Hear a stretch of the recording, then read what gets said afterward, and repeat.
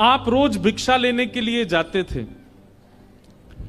एक दिन आप भिक्षा लेने के लिए गए तो एक ब्रजवासी मैया थी, उनके घर में श्री मदन मोहन जी की सेवा विराजमान थी।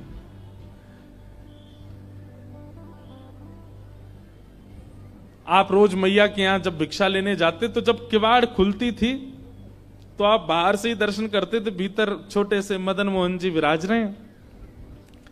आप तो देख करके रोज प्रणाम करके चले जाते थे, इससे अतिरिक्त कोई और अवसर आपको मिला नहीं। पर ठाकुर जी को यह बहुत भाग है, जब किवाड़ खुलती और भिक्षा लेने के लिए सनातन गोस्वामी आते, भीतर खड़े ठाकुर जी की अद्भुत सुगंधी से पूरा घर महक उठता।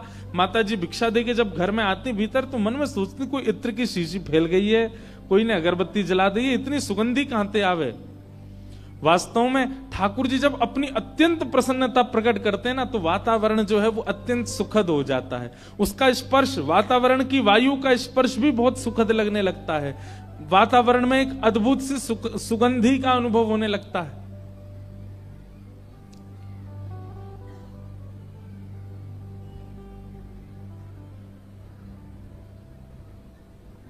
तो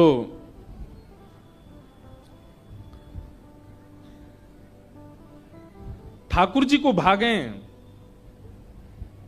सनातन गोस्वामी, हमको भाते हैं ठाकुर जी, पर ठाकुर जी को भागे सनातन गोस्वामी। रात्रि में ठाकुर जी मैया की, बूढ़ी मैया जो थी, उनके स्वप्न में गए और स्वप्न जाके बोले, मैया तुमने मेरी बड़ी सेवा करी, मैंने तुम्हारे घर खूब सेवा करी, खूब सेवा करवाई, खूब 56 भोग अरोगे, खूब आनंद सो प्रेम पायो, लेकिन अब आपके कछु दिना शेष रह गए। मैया को बता रहे हैं ठाकुर जी, मैया से कह रहे हैं कछु दिना में आप तो चली जाओगी वैकुंठ और फिर मैं अकेला रह जाऊंगा। फिर आपके दूर दूर के रिश्तेदार सब यहां पे आके लड़ेंगे झगड़ेंगे कि हम करेंगे सेवा, हम करेंगे सेवा। मैया वहां से अच्छा तो तू मुझे पहले ही कोई और को सौंप जा। तो मैया ने स्वप्न में ही पूछा, जय जय कौन है, कौन ऐसा सुहागन है जिससे आप अपनी सेवा कराना चाहते हैं। तब ठाकुर जी बोले, मैया एक बाबा तो भिक्षा ले वे आवे, सनातन बाबा, वही को तू मोह पधरा दे, मैं वही के पास ही अपनी सेवा करवाऊंगा। मैया पहले तो बहुत रोई, बोले मेरी सेवा में कोई कमी है ठाकुर जी?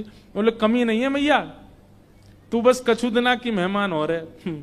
मैया को कष्ट भी दे दिया और चिंता भी दे दी। किसी को पहले ही बता दो कि भैया तुम्हारे कछु दिन ही शेष बच्चे, तो वैसे ही बेचारो टेंशन में आ जाए। ठाकुर जी केवल इतना ही कह देते कि उसको दे दो, ये क्यों बता दिया कि कछु दिना में ही जाने वाली है। मैया को पहले चिंता हुई, बाद में मैया ने विचार किया कि ठाकुर जी सही कह रहे हैं, अगर मैं किसी को नहीं देके जाऊंगी तो रिश्तेदारों की नजर तो गड़ी है, क्योंकि दर्शनार्थी आते हैं, चढ़ावा चढ़ता है, और उस चढ़ावे के लोभ में कहीं ठाकुर जी को कहीं गलत स्थान पर ना ले जाया जाए। तो अगले दिन मैया ने श्रृंगार किया, भोग लगाया, इतने में बाहर सनातन गोस्वामी आ गए थे भिक्षा लेने। तो मैया गई और रोते रोते बोली, बाबा कल रात में स्वप्न में ठाकुर जी आए और आकर के मुझसे कह गए कि मोह तो बाबा दे दो, अब तुम यहीं डटे रही हो, मैं ठाकुर जी को ला रही हूं, उनको सब श्रृंगार सामग्री सब आपको दे रही हूं, ठाकुर जी को ले जाओ, आप ही सेवा करो बाबा।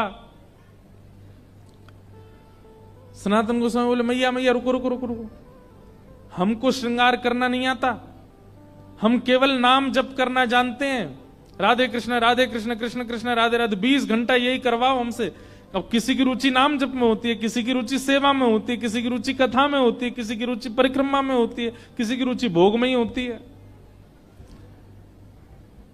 सनातन गोस्वामी बोले, दूसरी बात, सेवा तो सौभाग्य मेरे पास ठाकुर जी आएंगे, पर आपका इतना सुंदर भवन, इतनी बढ़िया व्यवस्था, मैं तो छोटी सी कुटिया में रहता हूं और जमुना जी में बाढ़ आ जाती है तो मेरी कुटिया तो बह और जाती है, उसमें ठाकुर जी को कहां विराजमान करूंगा, मेरे यहां कोई महल नहीं है। और तीसरी बात, मैया मैं तो 20 घंटा आंख बंद करके ध्यान में रहता हूं, आपके ठाकुर को तो सवेरे उठाना पड़े, बाल भोग लगाओ, फिर राज भोग लगाओ, फिर ब्यारू भोग लगाओ, फिर श्रम भोग लगाओ, 8 बार तो ये भोजन करते हैं, मैं किस करूंगा इनकी सेवा? अच्छा मुझे करने में दिक्कत नहीं, मैं तो देखो 4 घंटा ही नियम से बाहर रहता हूं, उसमें ही सेवा कर पाऊंगा, इनसे पूछ लो ये राजी है कि नहीं। मतलब जैसे ब्याह पक्का होता है ना, तो लड़का पक्ष का या लड़की पक्ष की पहले ही अपनी डिमांड रख देते, भाई हम तो ऐसे ऐसे हैं, पूछ लो, रह सको निभा सको तो करना ब्याह। ऐसे ही सनातन गोस्वामी ने ठाकुर जी के लिए बोला, बोले ठाकुर जी से एक बार पूछ लो, व्यवस्थाएं ऐसी हैं मेरे यहां, रह पाएंगे कि नहीं। मैया बोली आज मैं ठाकुर जी से बात करूंगी। रात में जैसे मैया सोई, स्वप्न में फिर ठाकुर जी कहा बात है मैया। बोले बाबा के यहाँ ना तो घर अच्छो बनो भयो, ना भोजन की अच्छी व्यवस्था, रसोई घर भी नहीं है, आप तो 8 बार भोग लगाते हो, आपको श्रृंगार करवाना होता है, ये सारी व्यवस्था उनके यहाँ नहीं है। वो तो 4 घंटा ही नियम से बाहर रहते हैं, तभी आपकी सेवा कर सकते हैं। और हो सकता है मैं तो बढ़िया पोशाक पहनाती हूँ, बाबा तो केवल एक कॉपीन पहनाएगा आप, सर्दी पड़ेगी जाड़ो पड़ेगा, मैं तो आपके आगे अंगीठी रखती हूँ कोयला की, बाबा तो आपको कंबल उड़ा के बैठा देगो बस। और बाढ़ आ गई तो है सके पेड़ के नीचे भी रहना पड़े। ठाकुर जी बोले मुझको सब मंजूर है, पर रहूंगा वही के यहाँ। यही तो प्रेम होता है। लड़की को पता चल जाए कि जिससे मेरा ब्याह होने वाला है उसने इतनी शर्तें रख दी हैं, तो लड़की पहले हाथ नहीं करना ब्याह, ऐसे से क्या ब्याह करना। लेकिन ठाकुर जी का प्रेम सच्चा है। ठाकुर जी कह रहे हैं कि भैया वृक्ष के नीचे भी रखेगा तो रहूंगा वही के संग ही।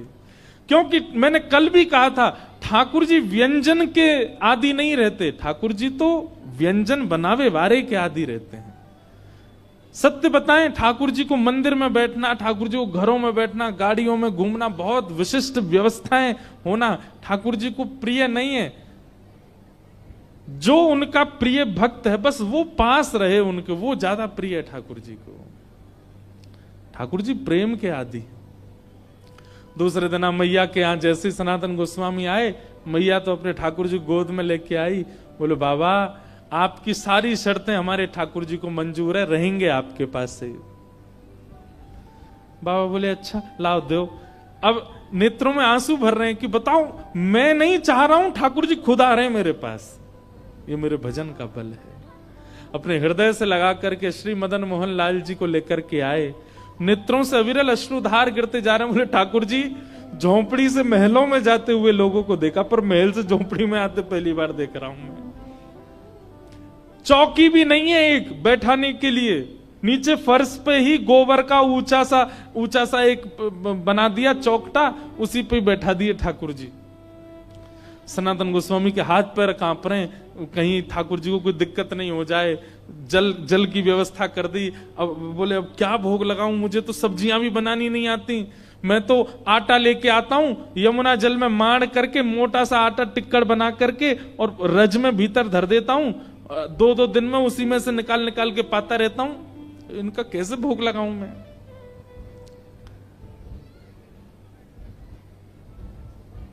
सनातन गोस्वामी जाते और जाकर के आटा लेके आते, आटे में यमुना जल डाल के, ना नमक डालते ना कुछ, उसको मार के खूब मोटा टिक्कर बनाते, उसको बढ़िया कंडों में उपलों में सेक करके टिक्कर बन जाता, वही ठाकुर जी के आगे धर देते। जय जय जय ही पाऊं मैं तो। कहां 5 प्रकार की सब्जी, 3 प्रकार के मिष्ठान, 2 प्रकार की नमकीन और 2-2 प्रकार की रोटी पाने वाले ठाकुर जी अचानक से टिक्कर पे आ गए। 4 दिन तक ठाकुर जी का टिक्करों का ही भोग लगा। और उसमें भी सनातन गोस्वामी ठाकुर जी को उठाते, भोग लगाते, फिर सुला देते, और फिर अगलो भोग 24 घंटा बाद लगेगा। 4 दिन बाद ठाकुर जी सनातन गोस्वामी के ध्यान में आए, नेत्र बंद करके जप कर रहे थे। जैसे ही ठाकुर जी आए, सनातन जय जय, आपकी सेवा बढ़िया चल रही है, कोई दिक्कत तो नहीं है, आप सुखी हो, आप आनंद में हो। ठाकुर जी बोले हाँ है तो सब बढ़िया, कोई आनंद कोई दुखी नहीं है। जय जय आपकी आवाज ऐसी काहे को लग रही है, बहुत दबी दबी सी। बोले वो कहा है 4 दिन से रूखे टिक्कर पा रहे हैं ना, गले में इर्ज गए हमारे, इर्ज ना समझते हैं, गले में अटक गए हैं। अरे जय जय, मैं कहा आज्ञा करो। और नेक वाह में जो है का नमक डाल दे करो, आटे में नमक डाल के फिर जल से मार दिया करो, थोड़ा तो नेक स्वाद आ जाएगा उसमें। सनातन गोस्वामी बोले पिछले 40 साल से तो मैं केवल आटा ही पा रहा हूं, मैं नमक कभी डाला नहीं, पर आपकी आज्ञा कल से नमक लाऊंगा। भिक्षा लेने गए, आटा लिया तो आटा दे करके बेचारी मैया तो चली गई भीतर। सनातन गोस्वामी सुनो थोड़ा नमक और दे दो। मैया बोली आ गया चटोरा घर पे, अभी तो नमक की क्या चले, अभी देखना क्या क्या आएगा तुम्हारे यहां। अब तो महाराज नमक लेकर के गए, जाकर के आटा बोर के ठाकुर जी को पवायो। 4 दिन 5 दिन तक ठाकुर जी बढ़िया, अब तो टिक्कर में नमक है पाते हैं। 4-5 दिन बाद ठाकुर जी फिरते ध्यान में आ गए और खांसते भय आए। सनातन गोस्वामी बोले जय जय, जाड़ो लग गो आपको, ठंड लग गई है? नहीं नहीं जाड़ा ठंड तो नहीं लगी है, पर भैया देखो बहुत बढ़िया लग रहा है, हमको कोई दिक्कत नहीं, हम बहुत प्रसन्न है। 24 घंटा में एक बार भोजन मिलता है, प्योर डाइटिंग चल रही है हमारी। लेकिन ठाकुर जी ने ऐसा तो नहीं बोला, कोई तो मैं बोल रहा हूं। लेकिन भाई आटा जो है ना ये पेट में जाता है, जगह जगह चिपक जाता है, इसलिए उसमें घी लगाया जाता है ताकि सब जगह से बढ़िया प्रेम से निकल जाए। नेक घी लगा दे करो वहां में रोटी में। ठाकुर जी मेरे पास घी कहां से आया, लेकिन मैं कोई नहीं भिक्षा में लेके आऊंगा। भिक्षा लेने गए, आटा लेके आए, नमक लेके आए। मैया से मैया नेक्स्ट से जो घी दे दो। घी का एक सुंदर डिब्बा दे दिया। आप तो महाराज टिक्कर बनते हैं, उसमें घी और लगता है। अच्छा सनातन गोस्वामी तो पिछले 40 साल से साधारण पाते थे, लेकिन अब वे भी पाते हैं तो उनको कहते हैं भाई स्वाद तो है, आनंद तो आ रहा है। और फिर चिंता होती है कि कहीं ऐसा नहीं हो मेरी जीभ चटोरी हो जाए इनके चक्कर में। अब तो घी लगा के पान लगे। 5-6 दिन की सेवा हुई, ठाकुर जी फिर आ गए और ध्यान में आकर के सनातन गोस्वामी जय जय, सब आनंद, कोई दिक्कत तो नहीं, सब बहुत बढ़िया है। तो बोले फिर, बोले जब आप जाते हो भिक्षा लेने, आटा भी लाते हो, नमक भी लाते हो, घी तो है ही है, एक आलू भी ले आया करो। और जब टिक्कर सेकते हो तो उसमें जो धीमी धीमी आंच रहती है उसमें आलू डाल दिया करो, वो आलू भुन जाएंगे, भुन के उनके छिलका अलग करके मीड़ के उसमें नमक डाल करके दे दिया करो।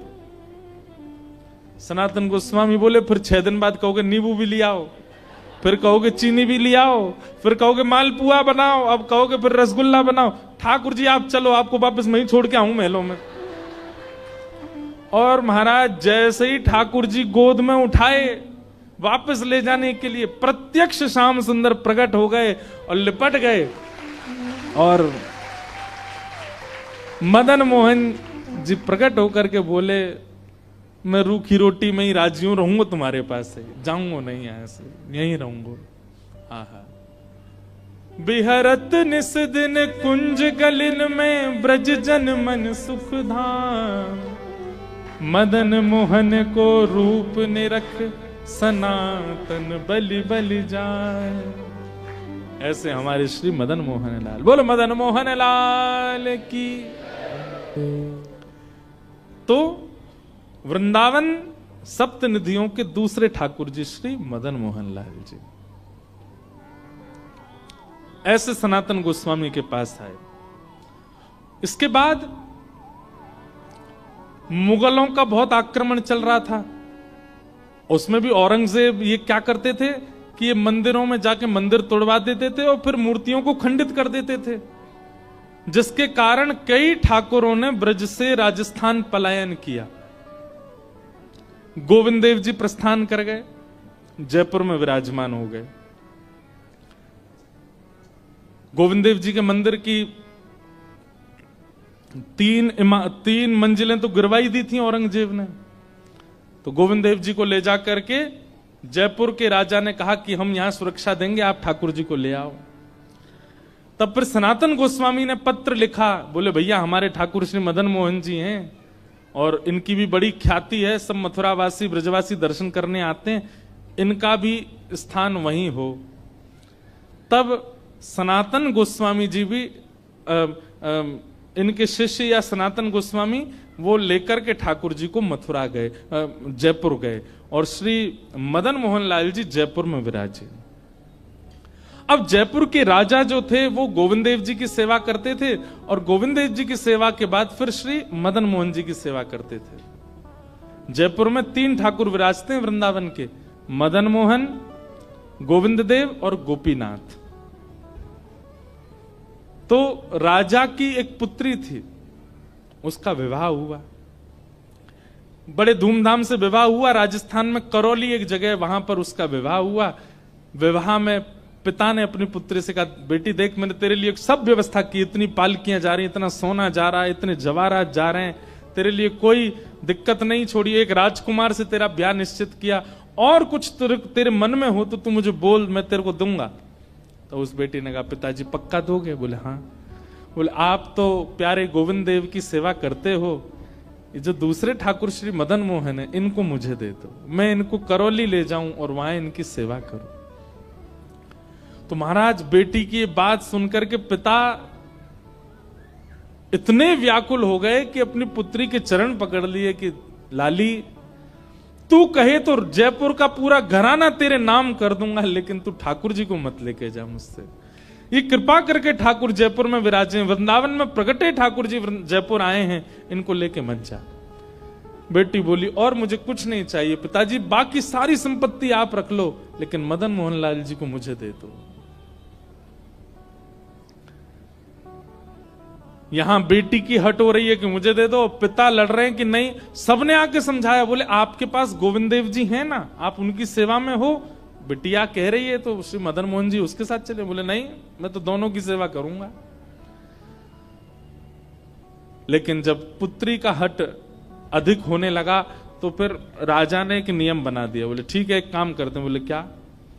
कल तेरे सामने 5 विग्रह एक जैसे रखे जाएंगे मदन मोहन जी के, पहले से 5वें तक एक भी अंतर नहीं होगा। एक से नेत्र, एक से नासिका, एक से होठ, एक से हाथ, एक से पैर, एक ही धातु, एक ही श्रृंगार, एक ही वस्त्र, एक ही इत्र, सब कुछ एक जैसा। उन 5 में से 4 स्वरूप जो होंगे वो अभी कल के परसों के निर्मित होंगे, एक स्वरूप जो है वो असली मदन मोहन जी होंगे। अगर तैने असली पहचान लिए तो तू ले जाना, और तू अगर नहीं पहचान पाई तो फिर वो जयपुर में ही रहेंगे। बेटी हां बोलने में संकोच करने लगी तो राजा बोले, इतना ही प्रेम है तेरा, नहीं पहचान पाएगी तो फिर मना कर देना। तो उसने कह दिया, नहीं नहीं, मैं पहचान जाऊंगी, मैं बहुत प्रेम करती हूं अपने मदन मोहन जी से, मैं पहचान जाऊंगी असली कौन से। राजा बोले ठीक है। रात भर बेटी चिंता में बैठी रही, रोती रही, क्या करूं क्या करूं। अब तो मदन मोहन जी के किवाड़ बंदे थी, सो रहे थे, बाहर ही जाकर के देली पूजने लगी, हे ठाकुर जी मैं तो अयोग्य हूं, अबोध हूं, पर मेरी इच्छा है कि आप मेरे साथ चलो। अगर आप मेरे साथ चलना चाहते हैं वास्तव में तो कुछ लीला कीजिए ना। और ऐसा कहकर के रोते रोते रोते वो वहीं सो गई। ठाकुर जी स्वप्न में आए और स्वप्न में आकर के बोले, सुनो हे राजकुमारी। बोले हाँ। देखो तुम्हारे पिता मुझे बिल्कुल नहीं छोड़ना चाहते, वो 5 स्वरूप एक जैसा ही बना करके प्रस्तुत करेंगे, मुझे पहचान पाना बहुत मुश्किल होगा, तुम नहीं पहचान पाओगी। राजकुमारी बोली, जय जय, तो फिर मैं क्या करूं? बोले भैया सुनो, तुम ना 5 के हाथ पकड़ के देखना, जिसके हाथ पकड़ने पर उसके एक हाथ की उंगली खड़ी होकर के हिलने लग जाए, समझ जाना वो मैं ही हूं। मैं अपनी एक उंगली हिला दूंगा, मेरी एक उंगली से तुम पहचान जाना मैं हूं। पिता को बिल्कुल विश्वास से कह देना यही मदन मोहन है, और मैं तुम्हारे साथ चल दूंगा।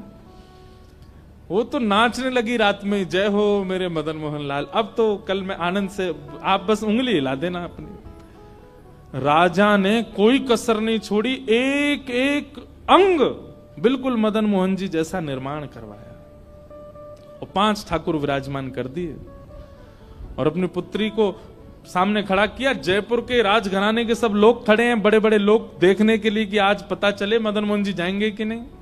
और कहा, लाली देखो बताओ कौन से मदन मोहन जी। नेत्रों में पट्टी बांधती थी ताकि स्पर्श से ही पहचान सके, तो पहले मुंह पकड़ती, उसके बाद यहां पकड़ती, हाथ पकड़ती, जैसे ही हस्त कमल पर हाथ घुमाती, उंगली नहीं हिलती, बोलती ये नहीं है। दूसरे पर हाथ करती और हाथ पे ऐसे घुमाती, बोली ये भी नहीं है। तीसरे चौथे सब निकल गए। अब तो वो घबरा गई कि ऐसा तो नहीं मदन मोहन जी उंगली उठा ही नहीं रहे हो। पांचवे पर जैसी गई, जैसी जाके देखा, उसने फिर से हाथ देखे, ठाकुर जी ने उठाई नहीं उंगली। अब तो बोली रुक जाओ मैं एक बार और देखूं, और एक बार और उसने प्रयास किया, पहले दूसरे ने नहीं उठाई। तीसरे के पास जैसी गई, नेत्र थोड़े भर से आए उसके हृदय से, हे मदन मोहनलाल कृपा करो ना। जैसे हाथ पकड़े सोई ठाकुर जी ने अपनी उंगली उठा करके धीरे धीरे हिला दी। उसने तुरंत ठाकुर जी का हाथ पकड़ के पिताजी के सामने, पिताजी ये हैं मदन मोहनलाल जी। अब सब लोग देखने लगे, राजा को पता है असली कौन से। राजा नतमस्तक हो गया, दंडवत हो गया, और दंडवत होकर के बोला पुत्री ने सही चुना, यही है श्री मदन मोहनलाल। महाराज रथ तैयार किया, उसमें मदन मोहन जी को विराजमान किया, और बहुत रोया राजा। पुत्री जाते जाते बोली पिताजी आप रोइए मत, आपने देखा मैं कितना प्रेम करती हूं मदन मोहन जी से। आपने 5 स्वरूप बनवाए, फिर भी मैं पहचान गई कौन से हैं मदन मोहनलाल जी। राजा धीमे से बोले सुन, मुझे सब पता है, तूने कैसे पता किया? वो उंगली हिलती हुई मैंने भी देखी थी, लेकिन मैं कष्ट में नहीं रो रहा हूं, मैं तो प्रसन्नता में रो रहा हूं।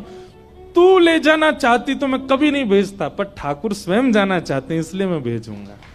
वो स्वयं इच्छा प्रकट कर रहे हैं इसलिए मैं भेजूंगा। और इस नाते से, इस कृपा से श्री ठाकुर मदन मोहनलाल जी आज भी जयपुर के श्री राजस्थान के श्री करौली में विराजमान हैं। बोलो मदन मोहन लाल की जय। ब्रज के नंद लाला, राधा जी के सांवरिया, सब दुख दूर हुए जब तेरा नाम लिया। ओ ब्रज के नंद लाला, राधा जी के सांवरिया, सब दुख दूर हुए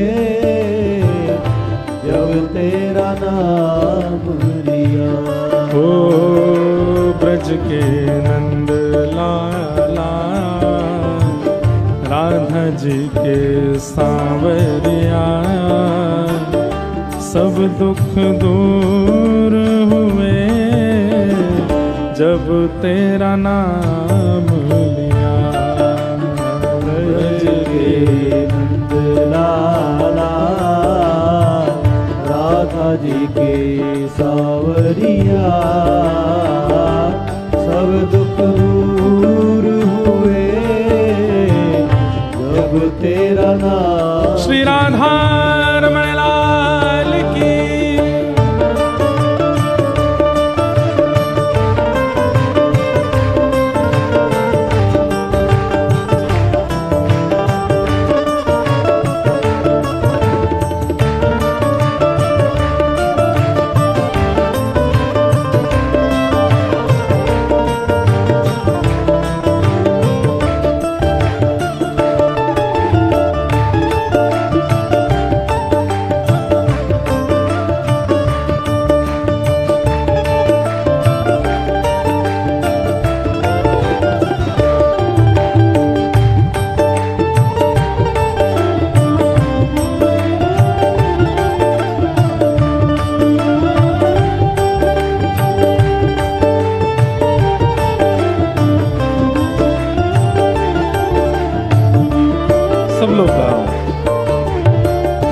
मीरा पुकारे तुम्हें गिरधर गोपाला,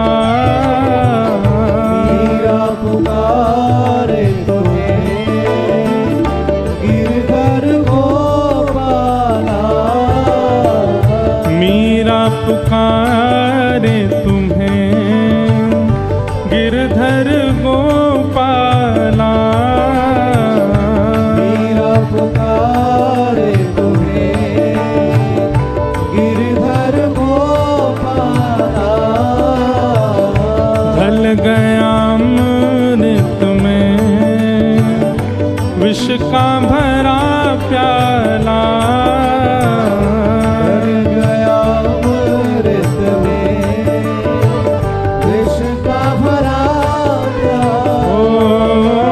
विष का भरा प्याला, कौन मिटाए उसे जिसे तूने राख लिया।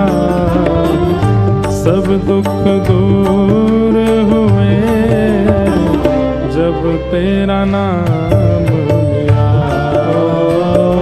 सब दुख दूर हुए जब तेरा नाम लिया। गाओ ओ ब्रज के नंद लाला, राधा जी के सांवरिया। सब दुख दूर हुए जब तेरा नाम लिया। सब दुख दूर हुए जब तेरा नाम लिया। और बहुत सुंदर पंक्ति हैं। देख रहे हो तुम मेरे दुखड़े सारे, देख रहे हो तुम मेरे दुखड़े सारे। तब दर्शन दोगे मेरी आंखों के तारे। कब दर्शन दोगे मेरी आँखों के तारे। ओ मेरी आंखों के तारे। अधर पे मुरली है, कांधे पे कामरिया।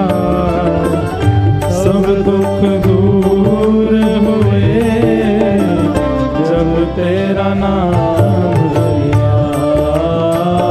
सब दुख दूर हुए जब तेरा नाम लिया। सब दुख दूर हुए जब तेरा नाम लिया। सब दुख दूर हुए जब तेरा नाम। गोविंद मेरो है, गोपाल मेरो है। गोविंद मेरो है, गोपाल मेरो है। मेरा बांके बिहारी नंदलाल मेरो है। मेरा बांके बिहारी नंदलाल मेरो है। प्यारो गिरिवर धारी गोपाल मेरो है। प्यारो गिरिवर धारी गोपाल मेरो है। प्यारो युगल बिहारी नंदलाल मेरो है। प्यारो युगल बिहारी नंदलाल मेरो है। ओ राधा रमण बिहारी नंदलाल मेरो है। रमण बिहारी नंदलाल मेरो है। ओ प्यारो गिरिवर धारी गोपाल मेरो है। प्यारो गिरिवर धारी गोपाल मेरो है। हे गोविंद मेरो है, गोपाल मेरो है। गोविंद मेरो है, गोपाल मेरो है। हाँ गोविंद मेरो है, गोपाल मेरो है। गोविंद मेरो है, गोपाल मेरो है। हे गोविंद मेरो है, गोपाल मेरो है। गोविंद मेरो है, गोपाल मेरो है। प्यारो विठल नाथ गिरधारी मेरो है। प्यारो विठल नाथ गिरधारी मेरो है। हे प्यारो युगल बिहारी नंदलाल मेरो है। प्यारो विठल बिहारी नंदलाल। आओ हे गोविंद मेरो है, गोपाल मेरो है। गोविंद मेरो है, गोपाल मेरो है। हे गोविंद मेरो है, गोपाल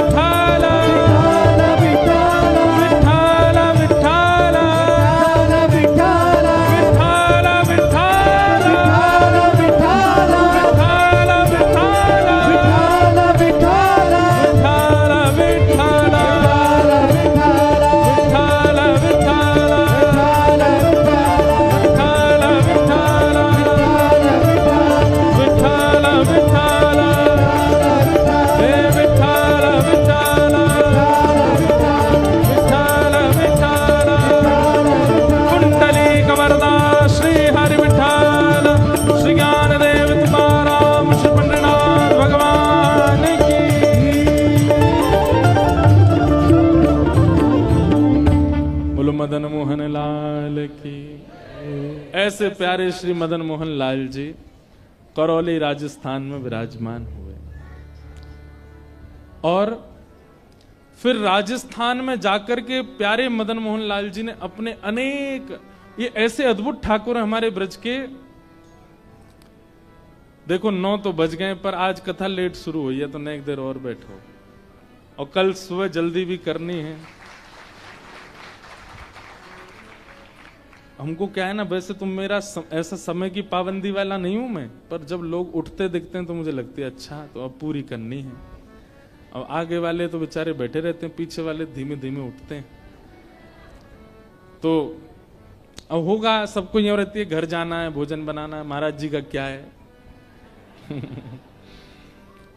पर हमारे श्री मदन मोहन लाल जी के सबसे ज्यादा, आप लोगों को आश्चर्य होगा, हमारे मदन मोहन जी को भजवे वाले सबसे ज्यादा हैं तो सब हिंदू ही, पर हमारे कई मुसलमान भाइयों ने भी श्री मदन मोहन जी को खूब भजा। आप लोग आज भी अगर करौली राजस्थान जाएंगे तो वहां आज भी हमारे कई मुस्लिम समाज के लोग रहते हैं, और श्री मदन मोहन जी के मंदिर के आसपास ही उनके व्यापार कार्य सब हैं। तो एक परम निष्ठ भक्त हुए, उनका बस हम चरित्र कह के फिर कथा विश्राम दे। काले खां बहुत अद्भुत भक्त हुए श्री मदन मोहन जी के। काले खां, काले खां के चरित्र से एक बात सिद्ध हो जाएगी कि आपके चाहने से ठाकुर जी आपसे प्रेम नहीं करते, ठाकुर जी को आपसे प्रेम हो जाएगा तो आपको ठाकुर जी से प्रेम होगा। आप कथा सुनकर के भजन कर लोगे, भक्ति कर लोगे, श्रद्धा कर लोगे, समर्पण कर लोगे, पर प्रेम तो जब तक वो नहीं चाहेंगे तब तक नहीं होगा। और एक बात कह लें, अगर वो चाह जाएं आपसे प्रेम, तो फिर भले ही चाहे आप कोई भी हो, कैसे भी हो, कुछ भी खाते हो, कुछ भी पीते हो, कहीं भी रहते हो, वो आपको अपना करके ही मानेंगे। उसका प्रमाण है, न जाने कौन से गुण पर दया निधि रीझ जाते हैं। आपका कौन सा गुण उनको अच्छा लग जाए क्या पता। पर हां, एक बात मैं स्पष्ट रूप से दावे के साथ कह सकता हूं, आपकी जाति नहीं देखेंगे, आपका खान पान भी नजरअंदाज कर देंगे, लेकिन आपका स्वभाव सरल होना चाहिए बस। अगर आप सरल स्वभाव वाले हो तो अंग्रेज हो तो भी ठाकुर जी स्वीकार कर लेंगे, मुसलमान हो तो भी ठाकुर जी स्वीकार कर लेंगे। काले खां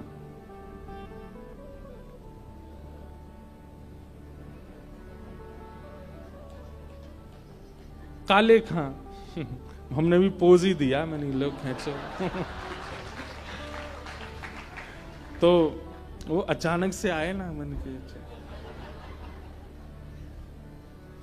तो मैं क्या बताया था। काले खां, तो काले खां जो थे अपने घर चलाने के लिए काम ढूंढ रहे थे, कहां काम करूं। पढ़े लिखे इतने थे नहीं, तो कहीं अच्छी जगह उनको नौकरी मिल नहीं रही थी। तब उनको एक ऑफर आया, बोले क्या, बोले मदन मोहन जी के मंदिर में बाहर जो परिक्रमा मार्ग है वहां झाड़ू लगाने की सेवा, और मदन मोहन जी मंदिर पर चढ़ते हैं, ऊपर सीढ़ियां हैं, उसकी साफ सफाई, मतलब साफ सफाई की सेवा के लिए उनको करना हो तो कर लो। बोले क्या बुराई है, हम अपना नमाज अदा करते हैं, अपने भगवान को हम पूजते ही हैं। बोले घर चलाने के लिए अगर करना पड़े तो कोई दिक्कत नहीं। मतलब नैष्ठिक मुसलमान थे वे, जितने समय पर नमाज करनी चाहिए, जैसे नियम होता वो सब करते थे, टोपी ओपी पहन के, जैसा उनका वेशभूष रूपा सब वैसे ही रहते थे। लेकिन मदन मोहन जी के मंदिर में उनको झाड़ू की सेवा और साफ सफाई की सेवा, रखवाली की सेवा मिल गई। सुबह जाना, मंगलाक से पहले पहुंच करके सब साफ कर देना, और फिर शाम तक वहीं रहना, बीच बीच में भोजन पाने अपने घर जाते थे, फिर दोबारा वहीं आ जाते थे। और उनको प्रतिबंध भी था और उनका मन भी नहीं था, कभी वो मंदिर के भीतर नहीं जाते थे, बाहर ही बाहर सब रखवाली करते थे। अनेक वर्षों तक मदन मोहन जी की सेवा करते रहे, पर आज तक कभी मदन मोहन जी का रूप नहीं देखा उन्होंने।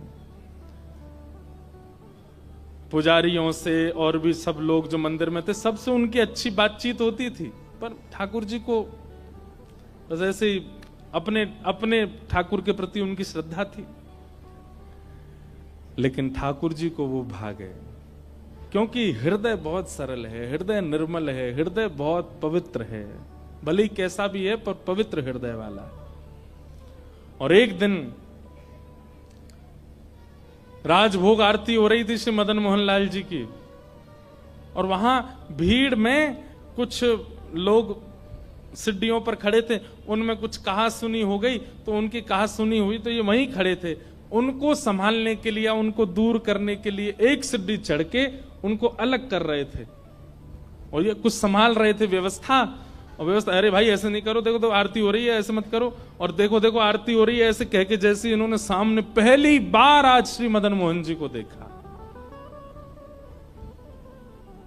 वरहा पीड़म नटवर वपुः कर्णयो कर्णकारम बिभ्रदवासः कनक कपिसं वैजयन्तीं च माला रन्ध्रान् वेणो अधर सुधया पूरयन् गोपवृन्दै वृंदारण्यम स्वपदरमणम प्राविशद गीत कीर्ति लखी जन लाल की मुस्कान। एक बार जिसने ठाकुर जी की मुस्कान देख ली, हमारे ब्रज में इस भाव को गाया जाता है, लखी जन लाल की मुस्कान। एक बार जिन्होंने ठाकुर जी की मुस्कान को देख लिया, उसके बाद स्थिति क्या हो जाएगी। हम लोग ठाकुर जी का दर्शन करने जाते हैं, दर्शन करके थोड़ी देर में बाहर आ जाते हैं, इसका मतलब हमने देखे ही नहीं ठाकुर जी। लखी जिन लाल की मुस्कान तिन ही बिसरी वेद विधि जप जोग संगम ध्यान नैम व्रत आचार पूजा पाठ गीता ज्ञान रसिक भगवत द्रगदई अस ऐंच के मुख म्यान। लखी जन लाल की मुस्कान। ठाकुर जी के जो होठ है ना, ऐसे आकृति है ठाकुर जी की, धनुष आकृति के होठ हैं। ये धनुष ही है, ये होठ नहीं है, धनुष हैं। और जब जब ठाकुर जी मुस्कुराते हैं तब तब समझो ठाकुर जी ने प्रत्यंचा खींचा है, और प्रत्यंचा खींच करके सामने जो दर्शनार्थी खड़ा है उसको अपनी मुस्कान रूपी दंतावली दिखा करके ठाकुर जी मानो जैसे बाण मार देते हैं। और जिस दिन ये मुस्कान रूपी बाण पड़ता है ना, सब भूल जाता है आदमी, फिर किसी स्थिति में रह नहीं पाता। हम में अभी तक वो बाण पड़ो ही नहीं है, हमने ठाकुर जी की मुस्कान का वो बाण अभी तक पाया नहीं है। और ठाकुर जी ने, इतने सारे दर्शनार्थी खड़े थे, लेकिन बहुत दिनों से ठाकुर जी प्रत्यंचा चढ़ाए खड़े, सामने ही नहीं आ रहा था काले खां। और आज जैसे ही वो विवाद अपवाद हुआ नहीं था, ठाकुर जी ने ही करवाया था। आरती में कौन लड़ता भाई, आरती में सबका ध्यान ठाकुर जी पे होता, वो लड़ने लगे, अरे हटो ऐसे लड़ते हैं, आरती हो रही है देखो। और जैसे ही सामने देखा, आहा ऐंच के मुख म्यान, ठाकुर जी ने अपने होठ रूपी धनुष बाण से मुस्कान रूपी प्रत्यंचा खींच करके और दंतावली बाण जैसे ही मारा, मुस्कान देख करके काले खां खड़ा रह गया, पलक झपकना भूल गया। नेत्रों से आंसू क्यों गिर रहे हैं उसको नहीं पता है, उसके रोंगटे क्यों खड़े हो रहे हैं उसको नहीं पता है। जैसे हमारे ब्रज में एक बात कहें, भैया सांप के डसे को तो मंत्र है, पर सांवरे के डसे को कोई मंत्र नहीं है। सांप के डसे को तो जहर उतारो जा सके, पर जहां कोई सांवरो डस दे वहां को कोई मंत्र नहीं लगे। जैसे सांप का डसा जो होता है ना, कभी कभी गूंगा हो जाता, वो बोल नहीं पाता, ऐसे काले खां हो गए। वो अगल बगल वाले लोगों को देख रहे हैं, नेत्रों से आंसू गिर रहे हैं, और उनसे कुछ कहना चाहते हैं कि मुझे क्या हो रहा है, क्योंकि कभी आज तक ऐसा कभी अनुभव हुआ ही नहीं। ना उन्होंने कोई जग किया, ना कोई जप किया, ना कोई तप किया, ना कभी तिलक लगाया, कुछ नहीं किया था। और बस पूछ नहीं पा रहे, अगल बगल वाले को हिला करके बुलाते हैं, सामने हाँ क्या बात है, तो बस रोते हैं, कुछ बोल ही नहीं पाते। क्या हो गया है मुझे नहीं पता। दर्शन पूरे हुए, कपाट जैसे बंद हुए, व्याकुल हो गया चित्त, जैसे किसी व्यक्ति को प्यास लगी हो और पानी दिखा करके दूर कर दिया जाए तो बेचैनी जैसी होती, वैसी बेचैनी हो गई। आज काले खां भोजन करने घर नहीं गए, बस दूर कोने में बैठे हैं और प्रतीक्षा कर रहे हैं मुझे हुआ क्या है। नमाज का समय हो गया लेकिन नमाज पढ़ने भी नहीं गए। और संध्या में जैसे दर्शन पुनः खुले, डरते डरते जा रहे हैं, कभी चढ़े नहीं है सीढ़ी पर, और आज फिर से 2 सीढ़ी ऊपर चढ़ के फिर से जैसे ही देखा, फिर से वही स्थिति हो गई। अब तो ऐसी स्थिति हो गई कि जैसे जल बिन मछली वैसे दर्शन बिन काले खां होने लगे।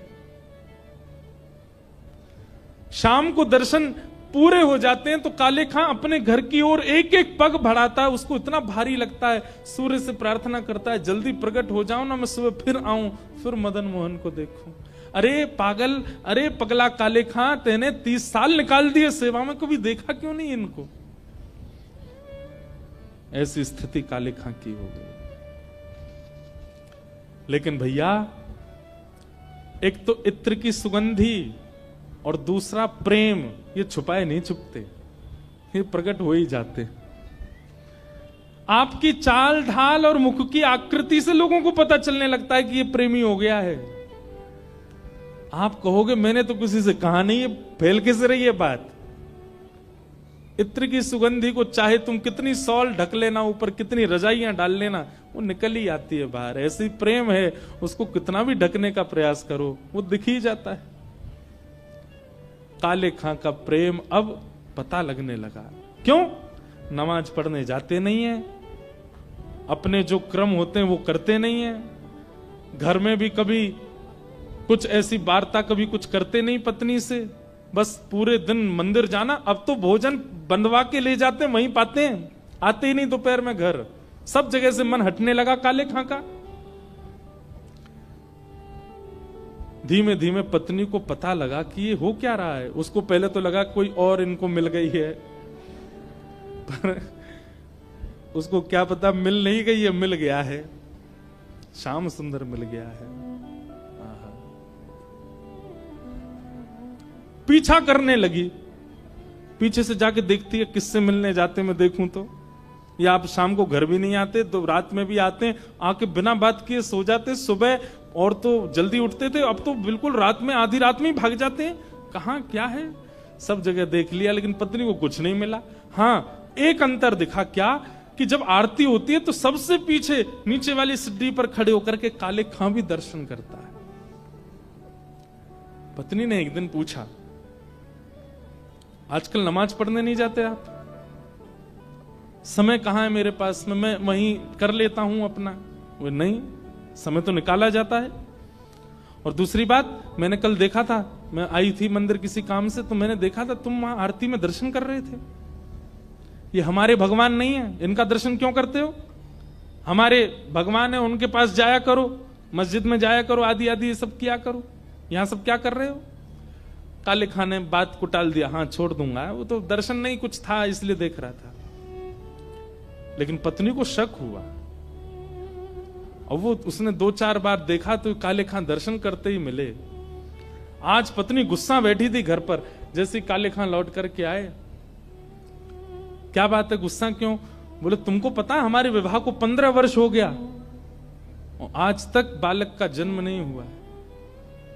हमने सुना है अपने बड़ों से कि जब हमारा ईश्वर प्रसन्न होता है तब हमको संतान देता है। तुम अपने ईश्वर को मनाते नहीं, दूसरों के ईश्वर को मनाते हो, इसलिए तुम्हारे संतान नहीं हो रही है।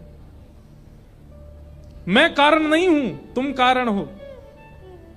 अपने भगवान को भजोगे तो कृपा करके हमको बालक मिलेगा ना। तुम दूसरों के भगवान को भजते हो, मुझे सब पता है। काले खां रोने लगते, देवी मैं तुम्हें क्या बताऊं, तुम समझो तो मैं तुम्हें बताऊं। बोले क्या समझाना चाहते हो बताओ। बोले कैसे उसके पैर हैं, ऐसा त्रिभंग लली बन के खड़ा होता है, नेत्र ऐसे सुंदर अद्भुत, क्या मुस्कान है, ऐसे अधर। अरे मुझे तो यूं लगती है कि ये यशोदा मैया को लाला इतना सुंदर, ऐसे सुंदर उसके भुजा, ऐसे सुंदर, मैंने कुछ किया नहीं, अपने आप मेरा मन उसमें लग गया है, मैं क्या बताऊं। सुनकर के पत्नी तो बोली, मैं कल अपने भाइयों को बुला रही हूं, ये सब क्या चल रहा है?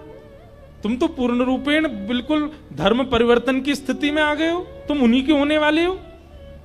नहीं नहीं नहीं, धर्म परिवर्तन आदि का मेरा विचार नहीं, मैं तो तुमको अपने मन की बात बता रहा हूं। पत्नी ने इतना टोक दिया कि काले खां बताने से पहले पी गए सारी बात, कुछ नहीं बोले।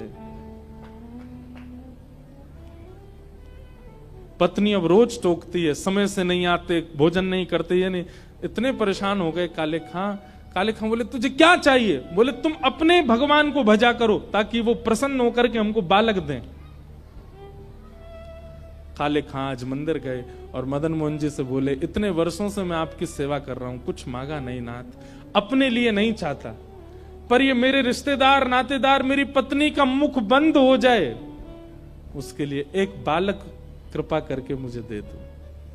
मैं आपसे अपने लिए नहीं मांग रहा हूं, मैं फिर कहूंगा मुझे अपने लिए नहीं चाहिए, पर मेरे और आपके बीच में बाधा बन रहा है ये बालक का ना होना, इसलिए नाथ मैं आपके दर्शन से वंचित ना रहूं, मैं आपके पास आता रहूं, उसके लिए एक बालक दे दो ताकि मेरी पत्नी उसमें ही लगी रहे, मैं आपके पास रहूं।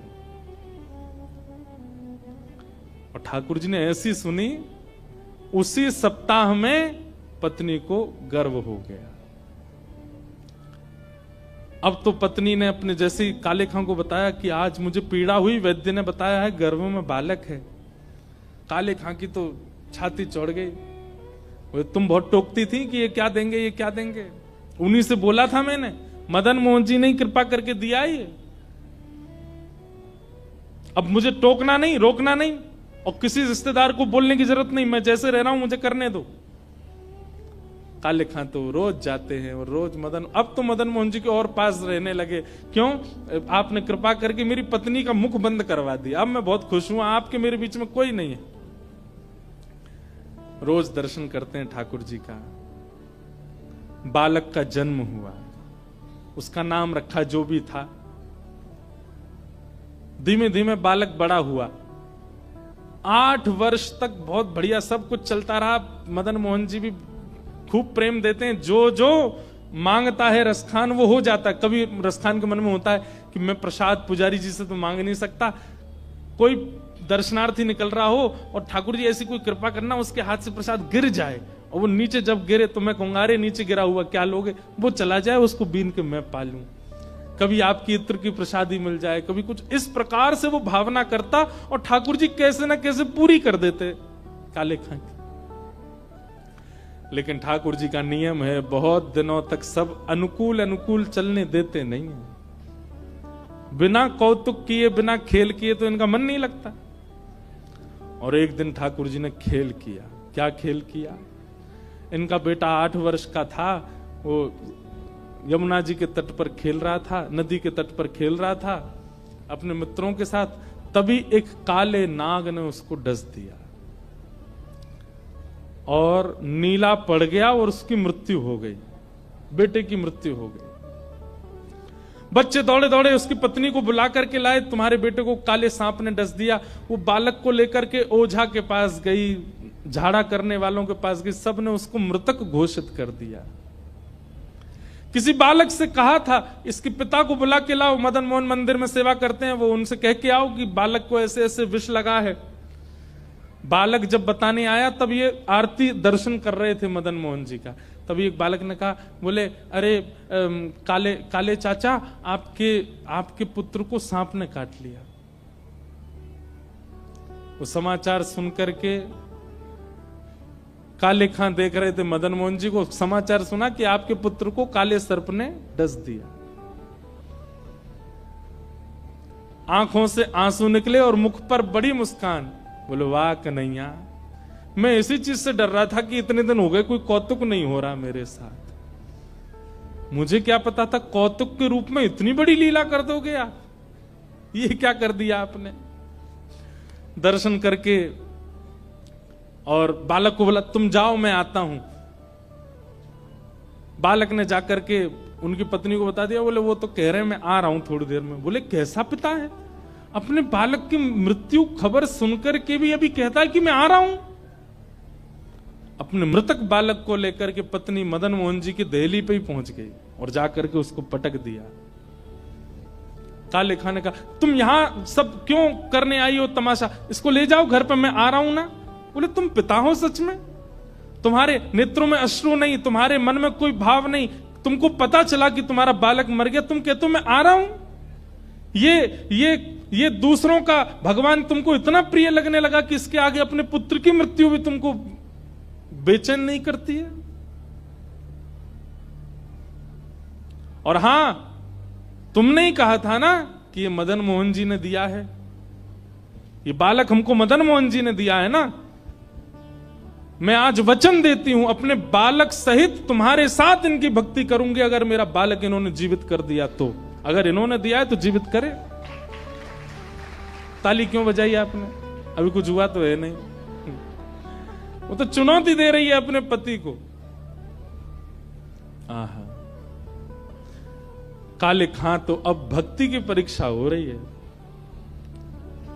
आहा, काले खां मदन मोहन जी के आगे खड़े, बोले नाथ, जीवन में दूसरी बार है कि मैं आपसे कुछ मांग रहा हूं। पहली बार भी मांगा था, इसलिए मांगा था ताकि आपके मेरे बीच में कोई ना आवे, और अब भी इसीलिए मांग रहा हूं कि आपके मेरे बीच में कोई और ना आवे। और तब काले खां ने एक उर्दू भाषा, उनकी उर्दू ही थी, उसमें एक पंक्ति गाई अपने ठाकुर के आगे कि मुसफ़्फ़क सफीक रफीक दिल दोस्त मेरे, मेरी नजदीकी हकीकी ख्याल कीजिए, मेहरबान कदरदान आला तू जहान बीच, मुझसे गरीबों का गुनाह माफ कीजिए। काले बेकरार खड़ा तेरे दरबार बीच, नंद के कुमार जरा गौर कुछ कीजिए। और अंतिम बात जो काले खां ने कही है, मदन मोहन जी मानो जैसे हिल गए हों अपने स्थान से इस बात को सुन के। अंतिम बात क्या कहता है, हिंदुओं के नाथ तो हमारा कुछ दावा नहीं। मेरे परिवार, मेरे रिश्तेदार और मेरे समाज के लोग मुझे यही कह के टोकते हैं कि आप हिंदुओं के भगवान हो। हिंदुओं के नाथ तो हमारा कोई दावा नहीं, पर मैंने तो सुना आपको जगन्नाथ बोलते हैं, आप तो जगत के नाथ हो जगत के नाथ तो हमारी सुध लीजिए। यदि आप वास्तव में जगन्नाथ हो, यदि आप वास्तव में जगत के नाथ हो, तो इस जगत में मुसलमान भी है, मेरी सुध लीजिए नाथ। अंतिम पंक्ति जब काले खां ने कही, हिंदुओं के नाथ तो हमारा कुछ दावा नहीं, हो जगत के नाथ तो हमारी सुध लीजिए, ये बात जैसे ही कही है उसने, अब तो ठाकुर जी पर बात आ गई, भाई जगन्नाथ हो तो जगत में तो सब आते हैं, हम भी आते हैं, हमारा ध्यान दो। ठाकुर जी ने कहा मैं हिंदुओं का नहीं, मैं तो सबका हूं। और इतना कहते ही वहां हजारों लोग खड़े थे, पत्नी खड़ी थी, मृतक बालक काले खां का उठ बैठा, जीवित होकर के खड़ा हो गया और खड़े होकर के तुरंत अपने पिता की उंगली पकड़ करके कहा, पिताजी वो कहां है? पिताजी बोले कौन? एक सांवरा सा बालक मेरे साथ खेल रहा था नदी के तट पर, बहुत सुंदर था, बड़े मनोहर उसके मुखमंडल थे, बहुत अच्छे अच्छे नेत्र थे। पिताजी उसकी पीले वस्त्र मुझे इतने अच्छे लग रहे थे, मैंने उससे कहा था अपनी माँ से मुझे मिलवाओ, उसने मुझे वचन दिया था कि वो अपने नंद भवन मुझे लेके जाएगा। पिताजी उसके बाद पता नहीं मुझे नींद आ गई, मैं कहां चला गया मुझे नहीं पता, वो बालक कहां है पिताजी? काले खां ने उसकी मां की ओर देखा तो मां अचंभित खड़ी है, नेत्रों में आंसू। वो सारे रिश्तेदार खड़े थे और उसके जो मित्र आदि थे जो नमाज पढ़ने जाते वो भी सब वहीं खड़े थे। काले खां ने अपने बालक को गोद में लिया और 2 दोहरी ऊपर चढ़ के 2 सीढ़ियां चढ़ के मदन मोहन जी की ओर दिखा के कहा, क्या यही बालक था, यही पोशाक थी? जैसे ही बालक ने मदन मोहन जी को देखा, हाँ पिताजी यही बालक था, यही पोशाक थी, यही मेरे साथ खेलने आए थे। और उस दिन काले खां ने परिवार सहित श्री मदन मोहन जी के चरणों को प्राप्त किया। सब परिवार सहित ठाकुर जी के हो गए। तब से लेके आज तक मदन मोहन जी में आरती होती है तो आरती के बाद सब जय जयकार करते हैं। जय जयकार के बाद आज भी करौली के लोग 2 वाक्य गाते हैं। क्या? कारे के बेटा को जब कारे ने खायो, क्या? कारे के बेटा को जब कारे ने खायो, तब कारे की कविता सुन बेटा जिवायो है।